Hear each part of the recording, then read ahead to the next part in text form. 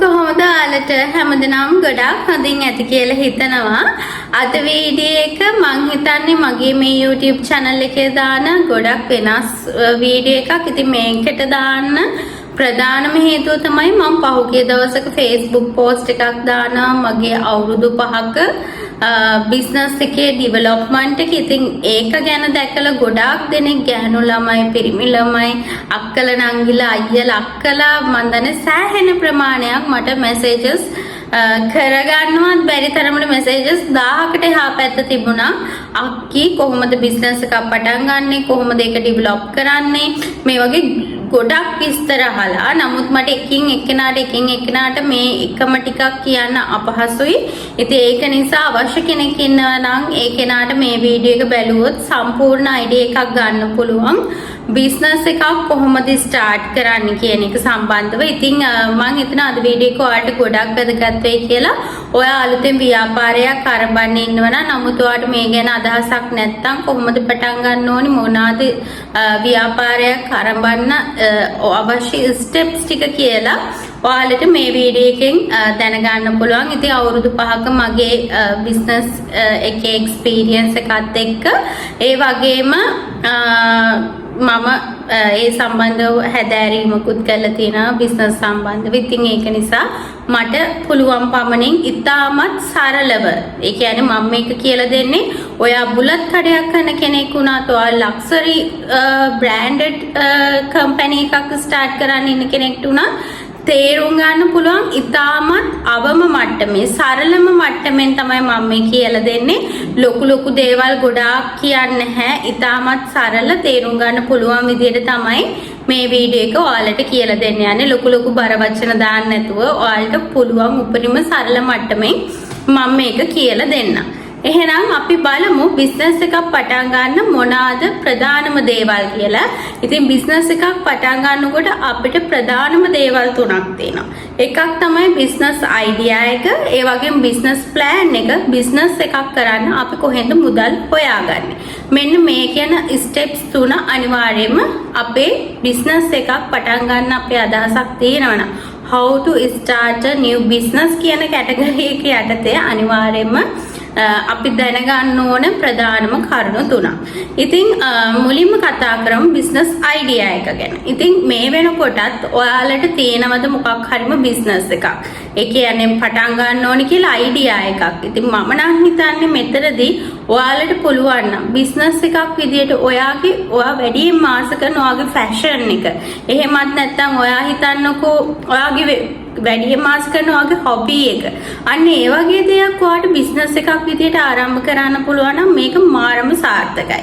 මොකද එහෙම කියන්න හේතුව තමයි ඇත්තම කිව්වොත් මම මගේ YouTube channel එක ආරම්භ කරේ මගේ ෆැෂන් එක මගේ ආසාව තියෙනවා. මම ගොඩක් කැමති සුදුවට, ලස්සනට, පිළිවෙලට ඉන්න, ලස්සනට අඳින්න කැමති, ලස්සනට ඉන්න කැමති, ඕන කෙනෙක් එක්ක සිනහවෙන් හැමෝත් එක්කම ආදරෙන් ඉන්න කැමති. ඉතින් ඒක නිසා මගේ ෆැෂන් එකේ ඒක නිසා මම තෝරගෙන තිනවා බියුටි පැත්ත. ඒ කියන්නේ මම කැමති දේ ඒක නිසා මම තෝරගෙන තිනවා YouTube නාලිකාව මගේ බියුටි පැත්තේ යන්නේ. ඒ වගේම මගේ ෆැෂන් එකක්, මගේ හොබි එකක් තමයි travel කරන එක. ඒතකොට මම මගේ අනිත් YouTube නාලිකාව පටන්ගෙන තියෙනවා Life Fix හඳුසෙරුණත් YouTube නාලිකාව. මගේ ෆැෂන් එක, මගේ හොබි එක travel කරන එක. ඒක ලංකාවේ හෝ වේවා පිටරටක හෝ වේවා ඒක මගේ ආසාව නිසා. එතකොට මීට අමතරව දැන් මම කැමති නම් ලස්සනට අඳින්න, අලුත් දේවල් අත්හදා බලන්න, අලුත් ෆැෂන්ස් කරන්න. එතකොට මට පුළුවන් ඒ සම්බන්ධව තියෙන ඒ කැටගරි එකක් තෝරගන්න. මුලින්ම අපි ඔළුවට දාගන්න ඕන බිස්නස් අයිඩියා එකක් විදියට අපි මොකටද කැමති? ඔයා ලොකු කාලයක් අරගෙන මේක කල්පනා කරන්න පුළුවන්. ඒ කියන්නේ S2 පියාගෙන චොටක් හිතනවා මොකටද කැමති? ඔයා මොනවාද ඔයාගේ ෆැෂන් එක? ඔයාගේ මොකද්ද ඔයාගේ ආසම දේ? අන්න ඒක ඔයාට පුළුවන් නම් බිස්නස් එකකට ගේන්න මං හිතන්නේ ඒක yaadෙනවා මාර විදියට, ඒක හරියනවා මාර විදියට. තව කෙනෙක් කරනවට දැන් මම දැකලා තියෙනවා ඇත්තම කිව්වොත් ගොඩක් දෙනෙක් කරන්නේ තව කෙනෙක් කරන දෙයක්. ඒ කියන්නේ තව කෙනෙක් ඇඳුම් මහනවා නම් එයත් ඇඳුම් මහනවා. කේක් විකුණනවා නම් කේක් විකුණනවා. එහෙම නැත්නම් ක්‍රීම් එකක් විකුණනවා නම් ක්‍රීම් එකක් විකුණනවා. මෙන්න මේ විදියට අර එකම දේවල් පස්සේ තමයි මිනිස්සු හඹාගෙන යන්නේ. කාර්යය කරලා තියෙන එකෙන් නම් ඒකේ සල්ලි හොයන්න පුළුවන් කියලා ඒකට. ඒක කමක් නෑ. ඒක තමයි ෆැෂන් එක නම්. ඒකත් මං හිතන්නේ ඒක හරියටම කරගන්න බෑ. ඔයාලා හරියටම මේ සම්බන්ධව දැනුමක් නැතුව ඔහේ නිකන් එන්නම් වාලේ අර මෙයා කරන එක දිහා බලාගෙන ඔයා එතනට වැටුණොත් සමහර විට ඔයාට වෙන පැත්තකින් ඕපන් වෙන්න තියෙන ඩෝ එකක් ඔයාට වැහෙන්න පුළුවන්. කියන්නේ ඔයාගේ ෆැෂන් එක තිබුණ වෙන දෙයකට නම් මොකද අපි බිස්නස් එකක් පටන් ගන්න දීර්ඝකාලීනව කරගෙන යන්න. එතකොට ඒක අපිට බෝරින් වුණොත් අපි ආසාවක් නැති දෙයක් වුණොත් ඒක ඇත්තටම අපිට කරගෙන යන්න හිතෙන්නේ නැහැ. ඒක නිසා තමයි මං කෝ ඔයාගේ ෆැෂන් එක ඔයා හිතන්නකෝ ගොඩාක් රසට පුඩින් හදන්න පුළුවන් ඔයාට. ඔයාගේ ආසාවේ ඔයා නිතර එක එක්ස්පෙරිමන්ට් කරනවා කෑම සම්බන්ධ. ඒකට ඔයාට පුළුවන් මේ සම්බන්ධ ශේෂ්ත්‍රයක් තෝරගන්න. ඉතින් ඔයා හිතන්නකෝ ඔයා ගොතන කෙනෙක් නම් ඔයා ඒක ඔයාගේ හොබි එකට මනස රිලැක්ස් වෙන්න කරනවා නම් ඔයාට පුළුවන් ඒක මාකට් එකට ගේන්න. ඉතින් මම මේ කියන්නේ අලුත් දේවල්. ඔයාලට ඒ කියන්නේ යන්න පුළුවන් පාත් ගොඩාක් තියෙනවා. කාන්තාවක් හෝ වේවා පිරිමි කෙනෙක් හෝ වේවා ඔයාගේ ෆැෂන් එක මොකක්ද කියන එක ඔයා අඳුර ගන්න. ඒ ෆැෂන් එකට සම්බන්ධ දෙයක් ඔයාලගේ ජීවිතයට බිස්නස් එකක් විදියට එකතු කරගන්න පුළුවන් නම් ඒක ඔයාට නොහිතන දිනුවක් කරා යන්න පුළුවන්. අනිත් එක තමයි ඔයාගේ ෆැෂන් එක ඔයාගේ කැමැත්ත ටීචින් කරන්න. ඔයාට උගන්වන්න ස්කිල් එකක් තියෙනවා නම් මම හිතන්නේ ඒකත් මම හිතන්නේ ඔයාට මාරම දෙයක්. ඉතින් දැන් මට නම් ඇත්තම කිව්වොත් මට ගොඩක් ස්කිල්ස් තියෙනවා. ඉතින් ඒක මම කාලෙන් කාලෙට එක දේවල් කරලා තියෙනවා. ඒ කියන්නේ ටීචින් කරලා තියෙනවා. බියුටි ඉන්ඩස්ට්‍රි එකේ කට්ටියට ඒ පැත්තට කරලා තියෙනවා. ඉතින් ගොඩාක් මට බිස්නස් පැත්තෙනුත් මම මගේ ඩිග්‍රී එකක් තියෙනවා. ඉතින් ඒ පැත්තෙනුත් මට පුළුවන්. ඉතින් මට ගොඩාක් ස්කිල්ස් තියෙනවා. ඒතර මම තෝරගන්න ඕන මේ හැමදේම පටලවා ගන්නවට නම් මට මොකද්ද හරියටම ගැලපෙන්නේ කියන එක තෝරගන්න තමන්ට පුළුවන්කම තියෙනවනේ. එතකොට ඔයාගේ බිස්නස් අයිඩියා එක විදිහට ඔයාගේ ෆැෂන් එකක්, ඔයාගේ හොබි එකක්, ඔයා ආසම දෙයක් ඔයාට ගේන්න පුළුවන් නම් මෙතනදී ඔයා මාරම සක්සස් වෙනවා. ඉතින් ඔන්න ඕක තමයි ප්‍රධානම දේ. එතකොට ඔයා තෝරගන්න ඕන ඔයා මොකද්ද ඔයාගේ බිස්නස් එක විදිහට එළියට ගේන්න කියලා. ඉතින් ඔයා හිතන්නකෝ මං කිව්වා ඔයා ගෙදර පුඩින් හදනවා නම් ඔයා වෙනද පුඩින් එකයි නම් හැදුවේ ඔයාට පුඩින් 5ක් හදලා බලන්න පුළුවන්. තව පේජ් එකක් හදලා පේජ් එකට දාලා බලන්න විකිනනවාද කියලා. ඔයා යුනික් හොඳ ක්වොලිටි එකේ දෙයක් නම් ඔයා එතනට අරගෙන යන්නේ අනිවාර්යයෙන්ම ඔයාගේ ඒ පුඩින් 5 විකුණ ගන්න ඔයාට පැය 2ක් යන්නේ. ඔයා හරියටම මේ වැඩේ කරලා බලන්න ඒක මාරම සක්සස්. මොකද අනිත් දේ තමයි යුනික්නස් එක. ඔයාගේ මේ බිස්නස් අයිඩියා එක ඇතුලේ යුනික්නස් එකක් තියෙනවා. ඔයා කොයි වෙලාවෙත් බලන්න ඕනි ඔයාගේ මේ බිස්නස් එකේ කොහොමද යුනික්නස් එකක් හදාගන්නේ. ඒ කියන්නේ මෙතනදී ඔයාලට ලේබලින් පැත්තෙන් වෙන්න පුළුවන්, බ්‍රෑන්ඩින් පැත්තෙන් වෙන්න පුළුවන්. එහෙමත් නැත්නම් ඒකේ තියෙන ඒ කියන්නේ ප්‍රොඩක්ට් එකේ යුනික්නස් එක. ඔයා හිතන්නකෝ ඔයා ගාවම විතරයි මේ ප්‍රොඩක්ට් එක ගන්න තියෙන්නේ. එතකොටත් ඔයාට නොහිතන දියුණුවකට එන්න පුළුවන්. මොකද ඔයා ගාවම විතරයි මේක ගන්න තියෙන්නේ. ලෝකෙ කොහෙවත් මේක ගන්න නැහැ. එතකොට ඒ එන හැම කෙනාම ඔයා මේක මාකට් කරද්දී ඔයා ගාවට තමයි එන්නේ. මේ ප්‍රොඩක්ට් එක සඳුසෙන විරත්න ගාව නම් තියෙන සඳුසෙන විරත්න ගාවට තමයි මිනිස්සු ඒ ප්‍රොඩක්ට් එකට එන්නේ. එතකොට ඔයාට තේරුම් ගන්න ඕන මේක මොකද්ද මගේ ප්‍රොඩක්ට් එකේ තියෙන මගේ බිස්නස් එකේ තියෙන යුනික්නස් එක කියලා. අනිත් හැමෝම කරන එක පස්සේ ගියොත් අපිට යුනික් වෙන්න බෑ. මට කොයි වෙලාවක මගේ ඔළුවේ තියෙන දෙයක් තමයි මගේ සෝෂල් මීඩියා මොන එක බැලුවත්. ඔයාලා ගිහිල්ලා බලන්න මම සාමාන්‍යයෙන් තව කෙනෙක් අඳින දෙයක් වුණත් අඳින්න එච්චර කැමති නෑ. මටම යුනික් වෙච්ච අඳුන් තමයි මම ගොඩක් වෙලාවට අඳින්න උත්සාහ කරන්නේ. ඒක සමහරවිට හැමෝම අඳින ඒවා නොවෙන්න පුළුවන්. ඒක මගේ ආසාව. මම කැමති මම යුනික් වෙන්න. ඒක මට විතරක් වෙන විදියට මම කොයි වෙලාවෙත් කැමති දේවල් කරන්න. ඉතින් ඒක එක එක්කෙනාගේ කැමැත්ත. ඉතින් ඔයාට පුළුවන් නම් ඒ යුනික්නස් එක ඔයාගේ බිස්නස් එකට අරන් එන්න. ඔයාට ඒ හරහා නොහිතන දිනුවක් කරා යන්න පුළුවන්. ඒ වගේම මේ බිස්නස් අයිඩියා එක ඇතුලේ ඔයා කරන්නේ ඔයාගේ මේ බිස්නස් එක ඇතුලේ ඔයා කරන්න යන්නේ මිනිස්සුන්ගේ ප්‍රශ්නයකට විසඳුමක් නා. ඔයා හිතන්නකෝ කෙනෙක්ගේ කොණ්ඩේ යනවා නම් ඒ කොණ්ඩේ යන එකට ඔයා විසඳුමක් ගේනවා. කොණ්ඩේ යන්න නැතු වෙන හෙයා ක්‍රීම් එකක් හදනවා. එතකොට ඔයා හිතන්නකෝ ඒක ප්‍රශ්නයකට විසඳුමක්.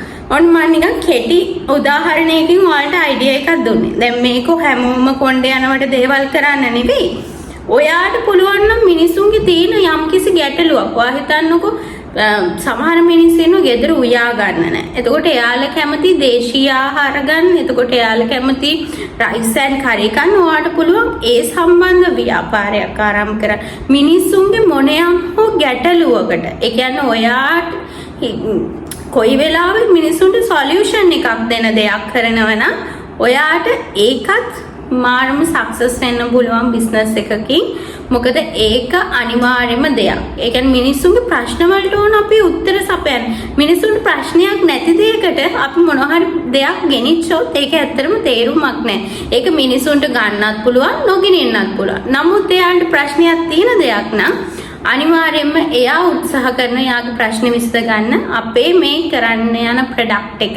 කියන්නේ අපේ බිස්නස් එක එයාලා ඔටෝමැටිකලි අපේ බ්‍රෑන්ඩ් එකක් බවට පත් වෙනවා. මොකද අපි මිනිස්සෙගේ ප්‍රශ්නයකට තමයි මේ උත්තරයක් අරගෙන ඇවිල්ලා තින්නේ අපේ බිස්නස් එක හරහා. ඉතින් කොයි වෙලාවෙත් අරයා මෙයා කරන බිස්නස් එක නෙවෙයි අපිටම යුනික් උන බිස්නස් එකක් කරන්න උත්සාහ කරන්න. මේක අනිවාර්ය දෙයක්. ඉතින් යුනික් ඒ වගේම මිනිස්සුන්ගේ ප්‍රශ්නයකට උත්තරයක් දෙන දෙයක් වෙන්න ඕනේ. ඒ වගේම මේක අපේ ෆැෂන් එක අපේ හොබි එකක් වෙච්ච දෙයක් නම් ඒක මාර්ම සක්සස්. ඉතින් මේක තමයි මගේ අයිඩියා එක බිස්නස් එකක් පටන් ගන්න කෙනෙක්ට බිස්නස් අයිඩියා එකක් විදියට ගන්නකොට බිස්නස් එක මොකද්ද තෝරගන්න ඕනේ කියන එක සම්බන්ධව තෝරගැනීමේදී මේ දේවල් පිළිබඳව අනිවාර්යයෙන්ම ඔයා සැලකිලිමත් වෙන්න. ඉතින් මෙන්න මේ ටික තමයි බිස්නස් අයිඩියා එක ගැන කතා කරද්දී මම ඔයාලත් එක්ක ෂෙයා කරගන්නේ. ඒ වගේම බිස්නස් ප්ලෑන් එක මේකත් අපි බිස්නස් එකක් පටන් ගන්නකොට ගොඩක් වැදගත්.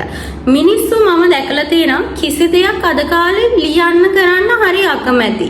ඉතින් එහෙම වෙන්න එපා. ඔයා කොලයක් ගන්න, ඔයා කොලයක් අරගෙන ඔයාගේ ප්ලෑන් එක ලියන්න. ඔයාගේ දැන් ඔයාට බිස්නස් අයිඩියා එකක් තියෙනවා. දැන් ඔයා මොකක් හරි ප්‍රොඩක්ට් එකක් තෝරගත්ත. ඔයා උයන එකක් කරනවද, මහන එකක් කරනවද, ගොතන එකක් කරනවද, එහෙම නැත්නම් ඔයා මොනවා හරිම කැටගරි එකක් කරනවා කියනවා. එතකොට ඔයා කරන්න ඉන්න එක සම්බන්ධව ලියන්න. මම මේක තමයි තෝරගත්තේ. එතකොට ඔයාගේ ප්ලෑන් එකක් තියෙන්න ඕනි. කොහොමද මේ බිස්නස් එක ඔයා ඉදිරියට කරගෙන යන්නේ? මොකද්ද පළවෙනි ස්ටෙප් එක?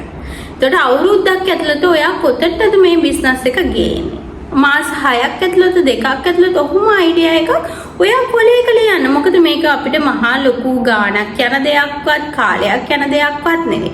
ඉතින් ඔයා ලියන්න. මොකද මේ හැමදේම කරලා තමයි මමත් ඉස්සරහට ඇවිල්ලා තියෙන්නේ. ඉතින් ඒක නිසා තමයි මම මේ ඔයාලට මගේ එක්ස්පීරියන්ස් එකත් එක්ක කියන්නේ. මොකද අපි ගොඩක් ලියන දේවල් අපිට ඇත්ත කරගන්න පුළුවන්. නිතර ඒක දකිද්දි ඒක ඔටෝමැටිකලි ඇත්තක් බවට පත් වෙනවා. ඉතින් ඒක නිසා තමයි ඔයා අනිවාර්යෙන් ඔයාගේ ප්ලෑන් එක ලියන්න. ඒ වගේම ඔයාගේ ප්‍රොඩක්ට් එක ඔයා කාටද විකුණන්නේ? ඔයා මේක බාල අයටද, මහලු අයටද, එහෙම නැත්නම් එහෙම වයස් ભેදයක් නැතිව හැම කෙනාටම පාවිච්චි කරන්න පුළුවන් දෙයක්ද ඔයා මෙතනට ගේන්නේ?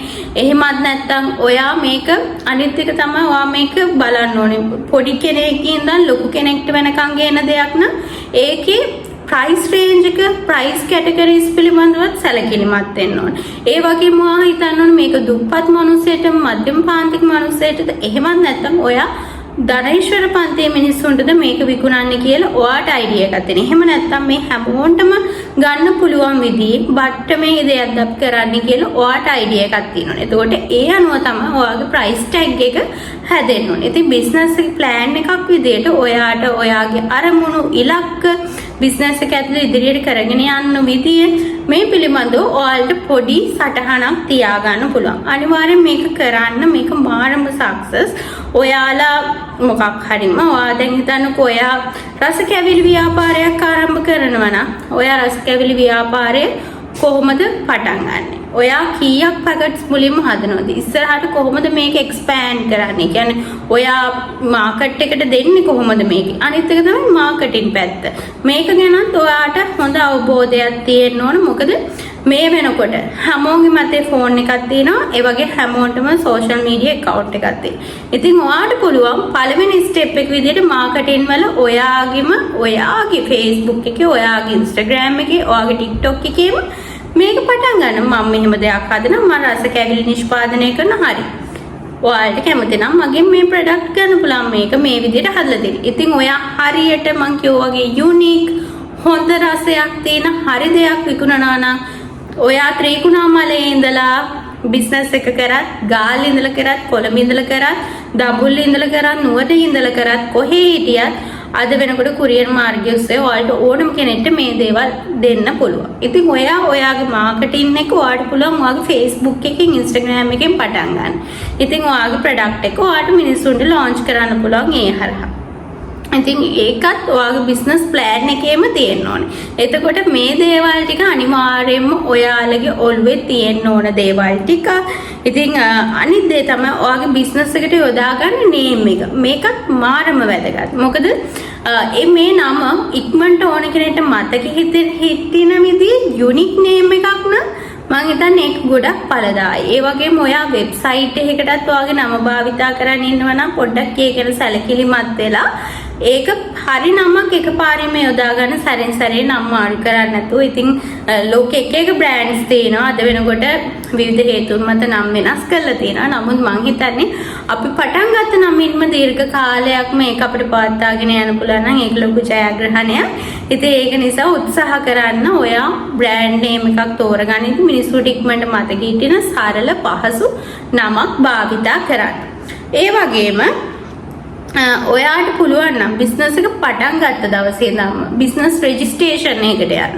කියන්නේ BR එකක් ගන්න පුළුවන්. ඔයාට දැන් ඔයා හිටපන්ක වගේ රස කැවිලි නිෂ්පාදනය කරන කෙනෙක් නම් ඔයාට ගිහිල්ලා ප්‍රාදේශීය ලේකම් කාර්යාලයේ රෙජිස්ටර් වෙලා BR එකක් ගන්න පුළුවන්. එහෙම නැත්නම් මේක තනි පුද්ගල ව්‍යාපාරයක් යටතේ, ඒ වගේම ඔයාලා හවුල් ව්‍යාපාරයක් නම් හවුල් ව්‍යාපාරයක් යටතේ, එහෙමත් නැත්නම් ඔයාට පුළුවන් PVT LTD එකක් යටතේ, කියන්නේ කම්පැනියක් වශයෙන්ම ඔයාට රෙජිස්ටර් කරගන්න පහසුකම් තියෙනවා මේ වෙනකොට.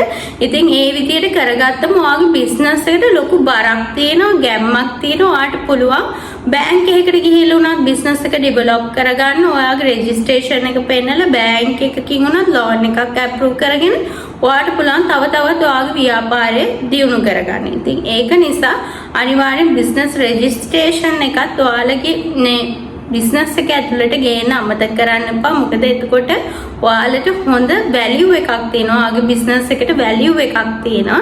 ඉතින් ඒකත් ගොඩක් වැදගත්. ඉතින් මෙන්න මේ ටික තමයි මට ඔයාලට කියන්න ඕනේ. ඒ වගේම අනිත් ප්‍රධානම දේ තමයි බිස්නස් එකට මුදල් හොයාගන්නේ කොහොමද කියලා. ඉතින් මම නම් පෞද්ගලිකව මගේ බිස්නස් එක පටන් ගන්නකොට 2020 දී මම පටන් ගත්තේ මගේ අම්මා මට අවුරුදු 5ේදී වගේ මට දාලා තිබ්බා රුපියල් ලක්ෂ 5ක රක්ෂණයක් ශ්‍රී ලංකා ඉන්ෂුරන්ස් එකේ. එතකොට ඒක මට අවුරුදු 18 වෙනකොට ලක්ෂ 19 මාරක්, ඒ කියන්නේ 1.9 මිලියන් වගේ වෙලා තිබුණා. ඉතින් ඒකෙන් මුදලක් අරගෙන තමයි මම මගේ බිස්නස් එකට යෙදුවේ. මට තිබුණා ඒ මුදල් මගේ අම්මා දුන්නට පස්සේ මට මොකක් හරි හිතන දෙයක් කරන්න.